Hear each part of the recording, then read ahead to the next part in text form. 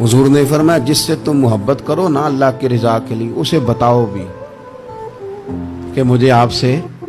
محبت ہے، اسے بتاؤ بھی، تاکہ وہ بھی آپ کے لیے اچھے جذبہ۔ محبت جو ہوتی ہے یہ اظہار کی محتاج تو نہیں ہوتی، لیکن محبت میں اظہار ضرور ہوتا ہے، محتاج تو نہیں، لیکن ہر چیز دل میں رکھنے کی نہیں ہوتی، کچھ زبان سے کہنے کی بھی ہوتی ہے، کچھ کہنے کی چیزیں بھی ہوتی ہیں، اور وہ کہہ بھی دینی چاہیے، لیکن اتنی ہی کہنی چاہیے جتنی ضرورت ہو، 2 4 5 قدم آگے بڑھ کے نہیں۔ اس میں بھی تکلف آ جاتا ہے، تصنع آ جاتی ہے، بناوٹ آ جاتی ہے۔ اور اگر محبت اخلاص والی ہو، پیار والی ہو، عقیدت والی ہو، تو حضرت ابو ذر غفاری نے تو کہا تھا یا رسول اللہ اگر بندہ کسی نیک بندے سے پیار کرے، نہ اس سے مل سکے، نہ اس طرح کے کام کر سکے،